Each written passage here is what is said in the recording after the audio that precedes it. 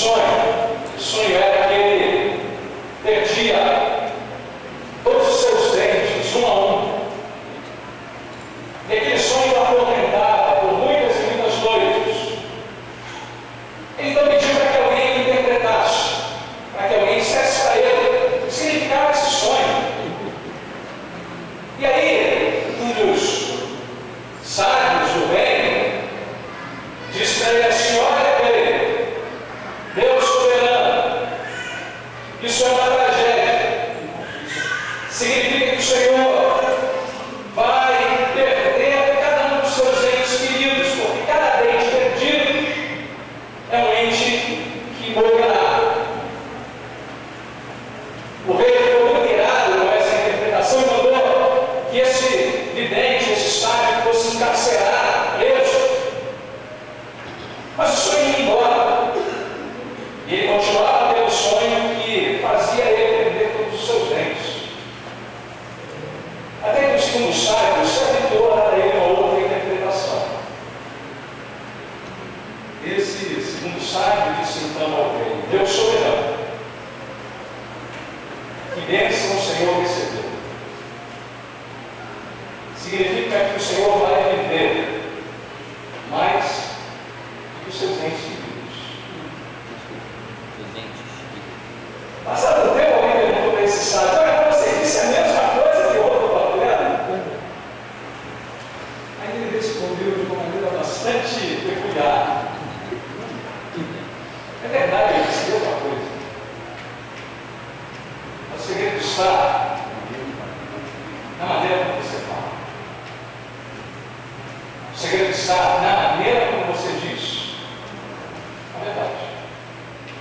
O primeiro disse que ele perderia todos os entes queridos. Isso é verdade.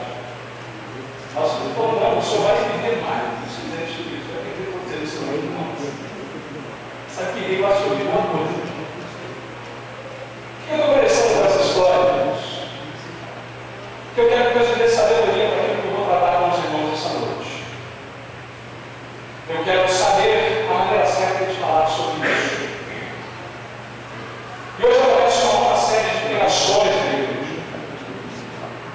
Eu começo uma série de exposições sobre um tema que quem estuda essa logística, essa relação de pastor e igreja, diz que é um tema que a gente só deve tratar depois de muito tempo de ministério nacional da igreja local.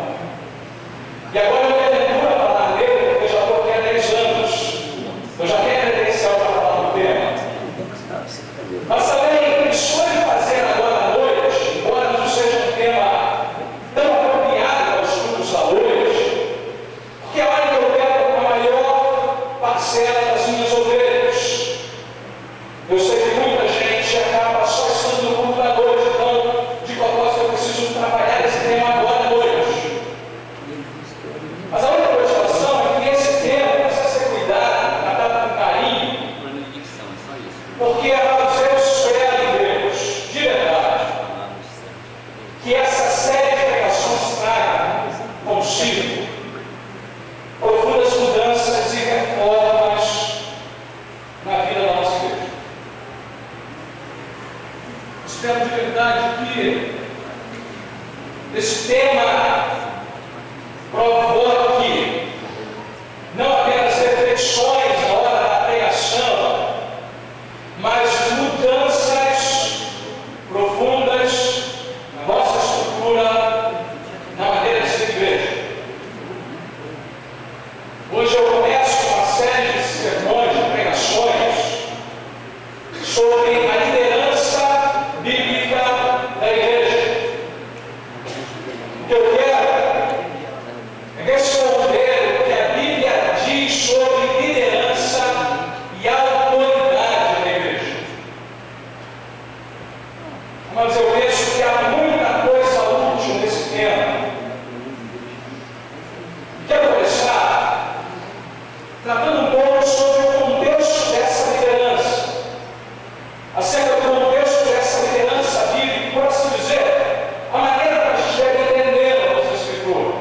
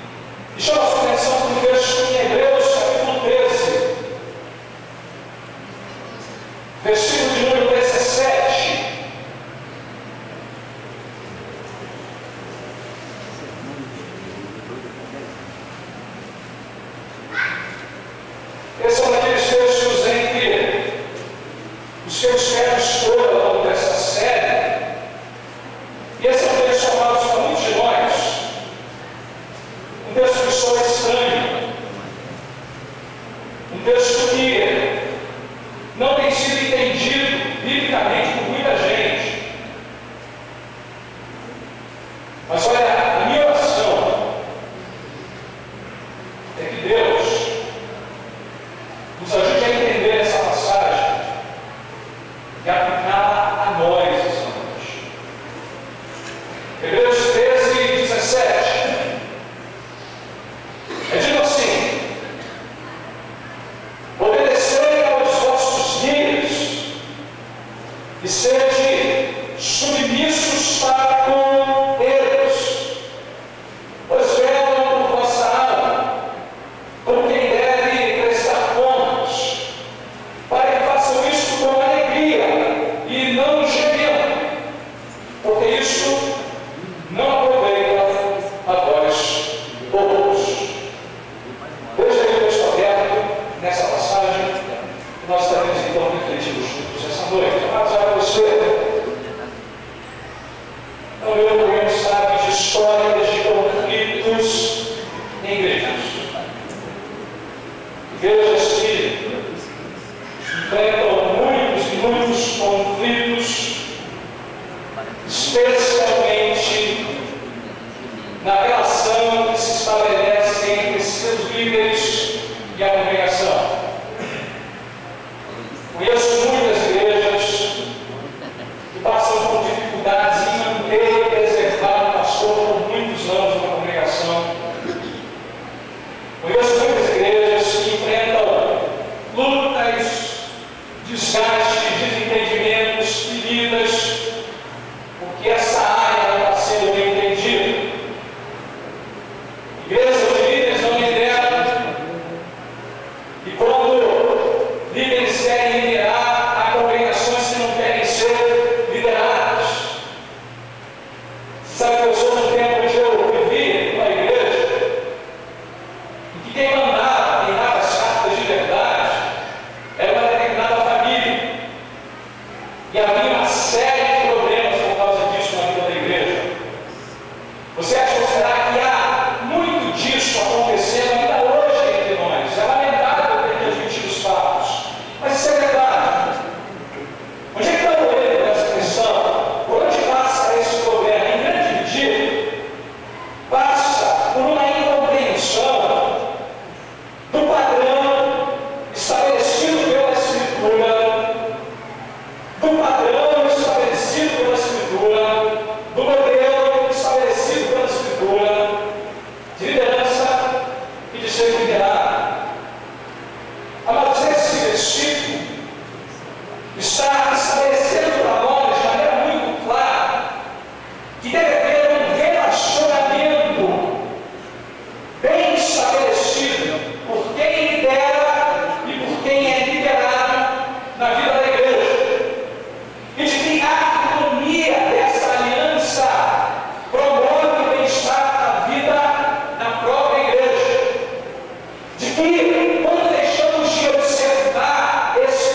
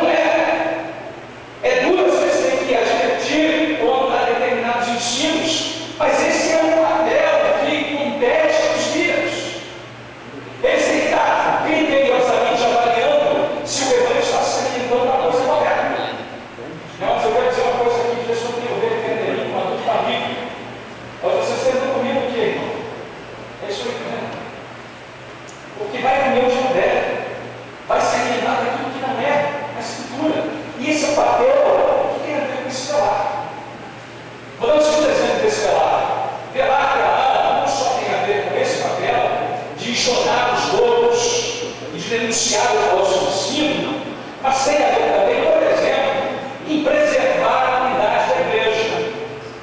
Quando guias são colocados na igreja, são colocados para que eles também preservem a unidade, a harmonia entre a igreja.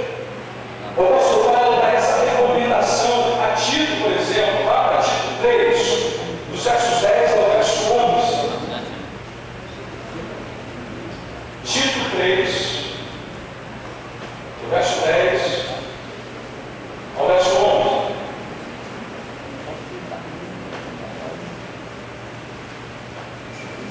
Eu pedi isso para fazer com relação àqueles que são facciosos, que costumam criar desavença no meio da igreja.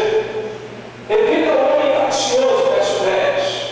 Depois de admoestar, primeira e segunda vez, pois saber-se que tal pessoa está pervertida e vive pecando, e por si mesma está condenada.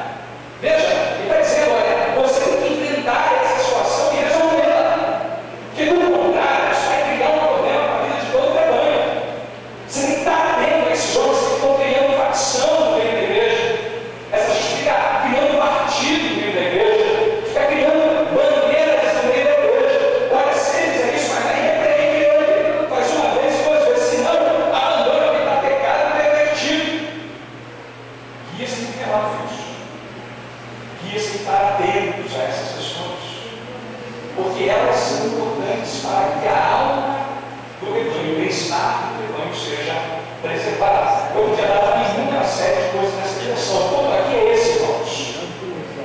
Ele não está dando para a gente uma frase exaustiva, mas está contando para nós que, primeiro, guias foram dados para pastorear, governar, dirigir a vida da igreja, velando pela alma, velando pelo bem-estar espiritual dela.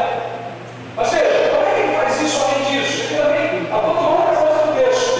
Eles velam pela alma, diz o texto, e fazem isso, diz o texto, como quem deve prestar contas. Veja lá, pois velam por vossa alma, como quem deve prestar contas. Mas essa é uma frase que eu considero uma das frases mais sérias, solenes da Escritura com relação ao ministério dos líderes. Eu sei que líderes devem fazer com vigilância o seu trabalho, como quem vela, mas devem fazer também com uma profunda responsabilidade. Esse ponto aqui é algo sério, crucial. Olha o que o texto diz. Ele faz como quem deve prestar contas. Significa dizer que há expectativas elevadíssimas no trabalho desse guia. Ele deve ser considerado como alguém de verdade, faz o que faz, por amor a Cristo, como exemplo para a congregação e como alguém que ensina a verdade da palavra do Senhor. É verdade que isso, por si só, já tem a ver com a ideia de prestar contas. E eu, às vezes, amados, me dou conta de que esse é um lado da moeda da vida de um guia, que não pode ser ignorado. O guia tem que entender que ele não ensina só quando está pregando, que ele não ensina só quando ele está ministrando a palavra, ele ensina, acontece no grupo também. Com aquilo que ele faz lá fora, mas é tudo que ele toma no seu dia a dia, na maneira como ele procede em outras áreas. Ele está o tempo todo sendo exemplo do que ele ensinou. Não há espaço para a ideia de que faça o que eu falo, mas não faça o que eu faço. Essa é a expectativa que ele tem que ter. Mas não só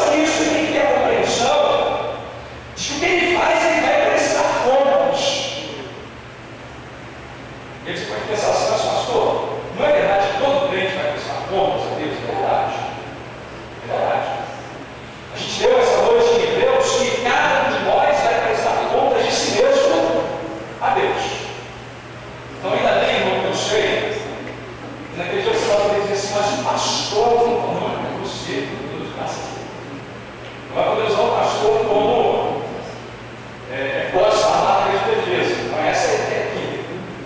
A gente é muito caro em fazer isso, não é?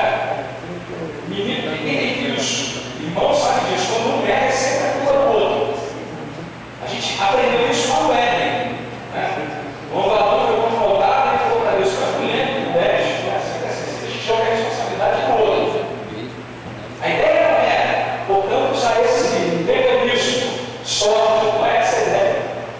Cada um de nós é si mesmo a Deus, nosso ponto aqui não é esse. O ponto é que quem está liderando o rebanho tem que entender que o trabalho que ele realiza também passará por um escrutínio divino. Deus cobrará daqueles que guiam rebanhos o trabalho que eles realizaram. Que Deus cobrará dessa gente, exigirá dessa gente uma espécie de prestação de contas que tem relação com aquilo que eles fizeram durante o seu período de liderança. Tiago vai dizer, amados, que olha, não tem espécie de ser mestre da igreja, sabe por quê? Porque o mestre terá maior juízo. Tiago 3:1. E a ideia é muito simples. Como esses homens estão realizando um trabalho que influencia a vida da igreja inteira, é natural que o papel deles tenha de fato uma espécie de prestação de contas que vai além daquilo que consideramos apenas a vida pessoal. Mas olha, eu preciso dizer uma coisa: se você está pensando em ministério pastoral, está pensando em fazer isso na sua vida, Deus está chamando você para isso. Não se esqueça que você vai prestar contas a Deus e que você vai fazer durante o Deus do céu. Isso é bom para a gente pensar, mas o que eu não fazer no ministério pastoral também. Sabe uma coisa que eu sei? É que a justiça divina tarda, mas não vai, não. Essa gente vai pagar algo. Vai pagar um preço alto. Porque prestarão contas a Deus do que andaram fazendo. Isso quando estabelece que quem é guia faz o seu trabalho sabedor de que está fazendo tudo diante daquele que tem os olhos, não podemos esconder nada. Então, na primeira parte da nossa exposição, é lembrar então que a igreja foi dada a esses guias que velam por vossa alma e que fazem isso como quem deve prestar contas. A segunda parte da moeda é: como é que a igreja reage a essa liderança? Como é que a igreja reage a esses líderes? E aí a gente tem o que é dito no verso 17, a parte inicial. Ele diz: olha, irmãos, qual é a resposta da congregação a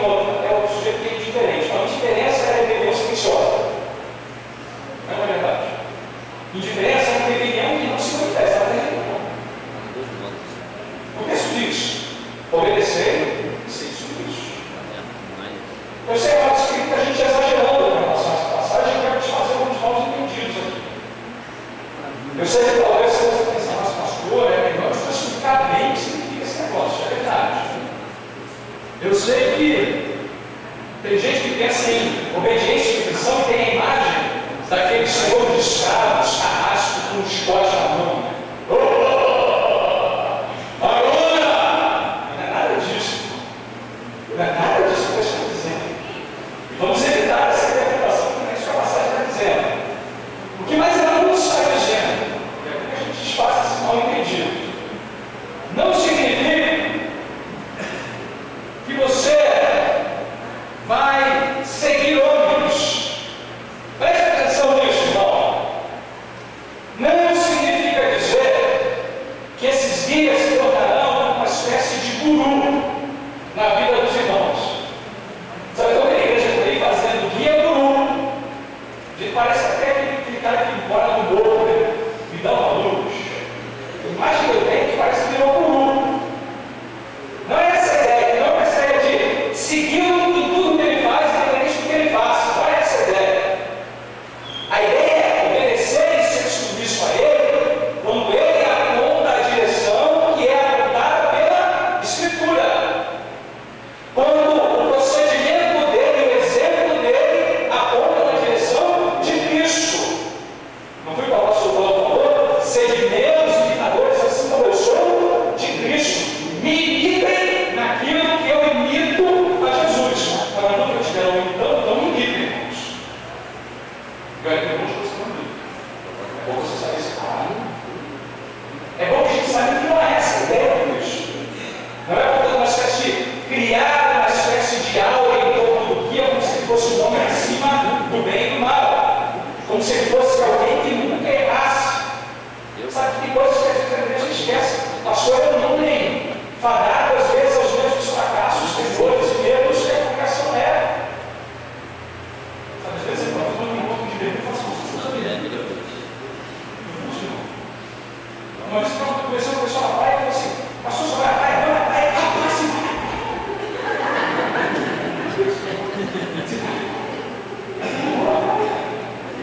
Não tem outro. Pastor, escolha já vem. Boa, gente, eu vou tirar essa aula aí. Não é isso que Deus está dizendo. Não é também, amados, uma espécie de obediência e autoridade absoluta. Não é essa a ideia do texto. A autoridade absoluta só tem o Senhor Jesus Cristo. Quem aqui não é alguém que deve ser obedecido e submisso a Ele como uma autoridade absoluta. É uma autoridade que está restrita à vida da igreja e a questões espirituais.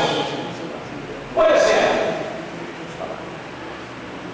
não é para que ele se intrometa na maneira que você resolve sua questão financeira. É para pegar pela alma, não pela conta bancária. Você percebe? É para pegar pela alma, não para decidir com quem você vai casar.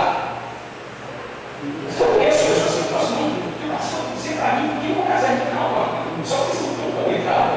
O pastor vai orientar, vai dar a direção, vai dar aconselhamento. É óbvio que ele pode ajudar nisso. Mas a ideia não é uma submissão que tem a ver com questões dessa esfera. Essa esfera está além daquela autoridade que tem na vida da igreja com as questões espirituais. Não é, portanto, uma autoridade absoluta, porque não é isso que o texto está aprendendo. Pelo contrário, a ideia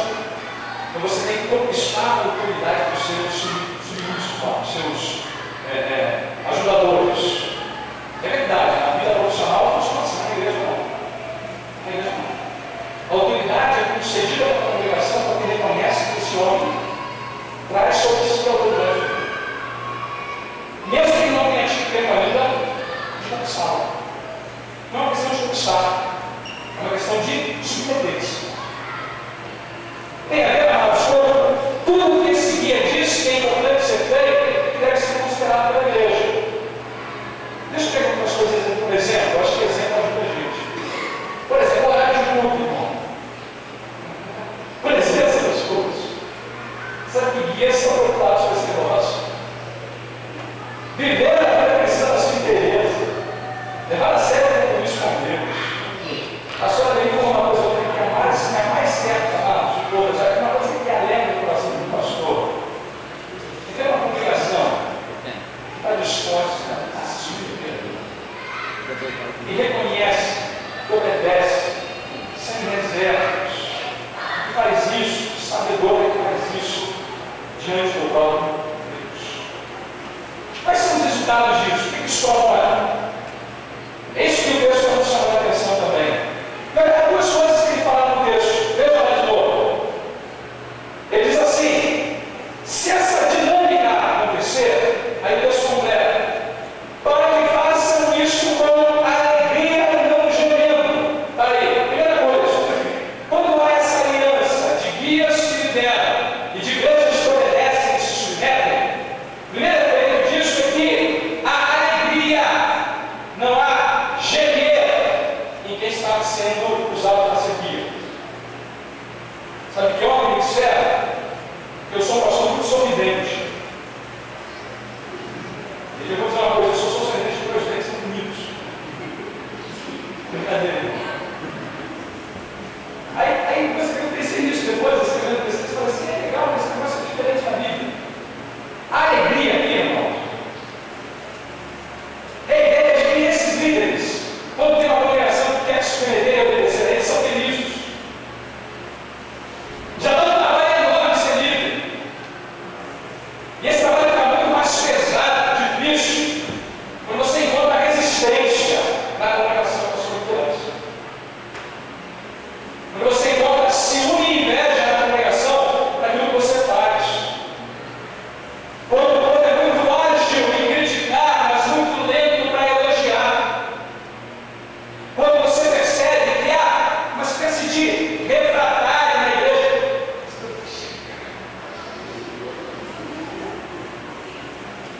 Parece que não quer ser conduzido, não quer ser liderado. Quando não há isso, a alegria, a leveza, a tranquilidade, a paz, a coisa flui e acontece com naturalidade. Mas eu falo para o esposo, eu falei, pô, foi meu, olha, que legal. Mas você fala, nem ninguém. Você é tão, mas já gemi tanto, irmão. Você vai de gemer, geme. Pastor geme, meu beleza. E geme por quê? Em vez de alegria, quando não há essa disponibilidade para se submeter, a gemido. A gemido. Na verdade, nós não tem pastores gemendo. E gemendo porque tem congregações que não querem ser lideradas. Verdade, não. O primeiro efeito é que, se isso acontece, há harmonia. E esse casamento, gente, em uma igreja que quer ser liderada, um líder que sabe o seu papel, isso traz uma paz, uma harmonia, um prazer para que as coisas aconteçam. Não é verdade? Não é só a gente estar com alegria, tudo é muito mais gostoso. Pode estar num lugar mais quente, sem ventilador, sem ar-condicionado, mas é gostoso. Você perde os quilos, mas fica bem. A ideia é quando há essa aliança, o negócio flui e é abençoador da igreja. O pastor não geme, porque ele se sente alegre, e a congregação recebe essa alegria. Agora, mais isso. Deus diz assim: olha, se isso não acontecer, veja a partir do verso 17, porque isso não aproveita a nós outros. Não é só que haja um efeito positivo para a vida dos guias, mas esse efeito se propaga na vida da congregação. Olha, se não for assim, isso não tem proveito. Por que ela diz assim? Vamos lembrar como é que funciona a igreja, rapidinho. Nós somos um povo, estamos ligados uns aos outros, como parte do povo de Deus aqui na igreja local. Somos aqui o povo de Cristo, unidos pelo sangue, unidos pela carne do Filho, e agora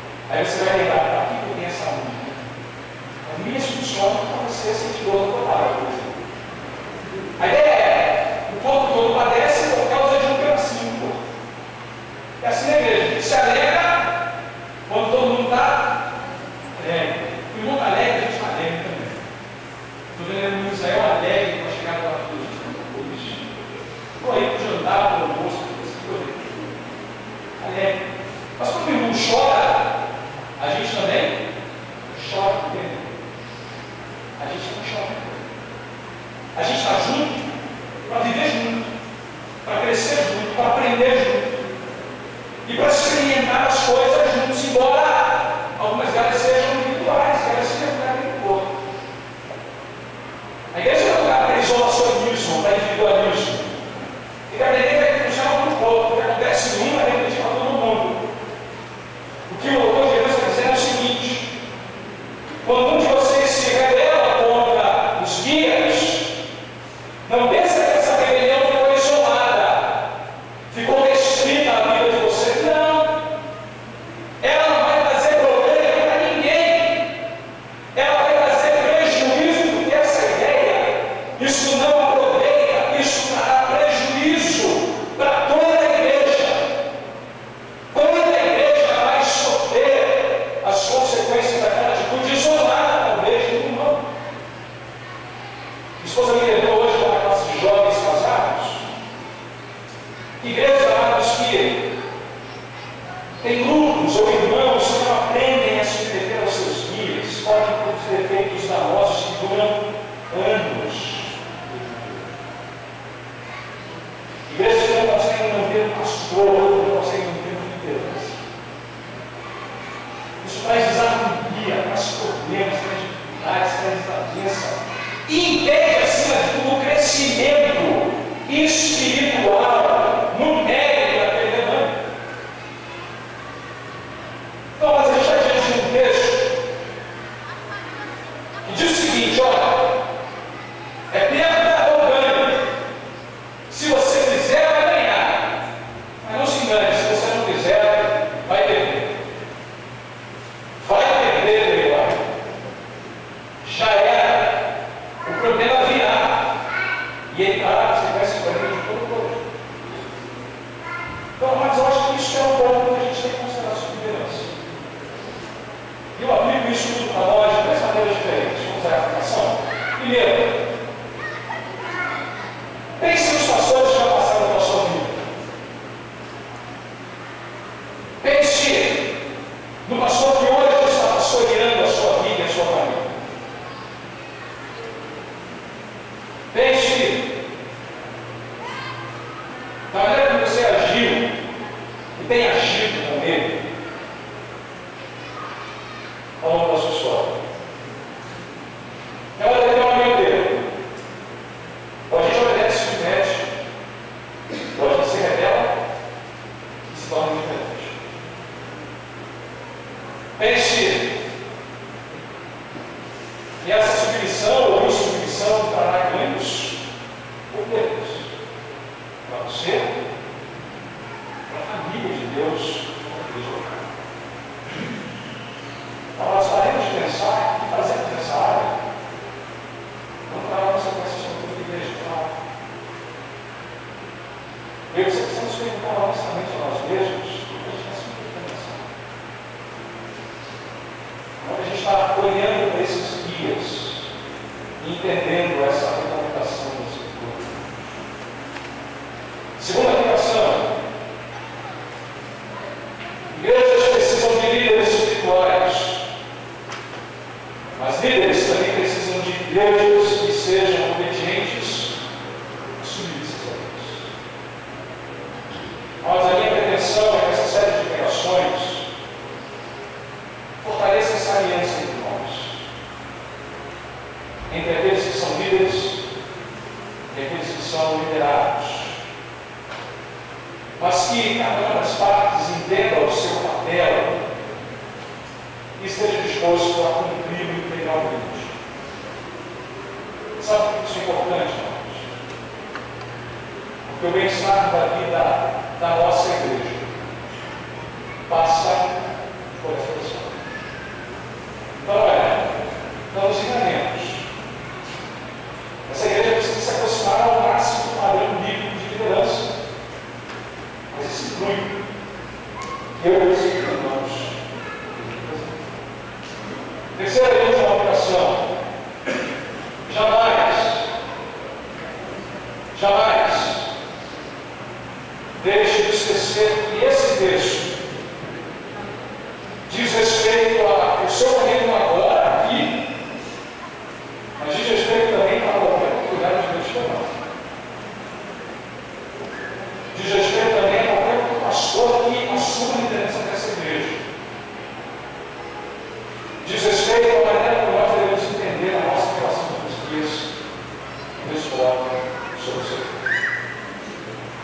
Mas o meu desejo, Deus nos ajude.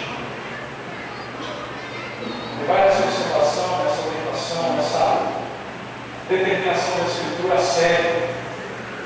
Fazer dela uma referência na nossa vida. Amém? Amém. Os irmãos, abre o seu cantor número 456. Vamos adorar o Senhor com mais de mim. E a gente vai terminar por essa noite também. 456 na profissão. O estandarte dessa igreja, levantemos sem temor. É muito a esposa do bendito Salvador. A gente vai cantar esse belíssimo hino. Enquanto cantamos, você estava também dedicando ao Senhor dízimos e ofertas nessa noite. Se você veio preparado para esse momento, e a gente caminha para o final dessa noite. 456, na profissão. A gente vai cantar primeiro e a última estrofe. Ok, irmão? Primeira e última estrofe. 456, primeira e última estrofe. Atenção aqui à nossa regência, para a gente poder se acompanhar por ela e adorando assim ao Senhor essa noite também. Você estará entregando isso de ofertas, se veio para a Deus.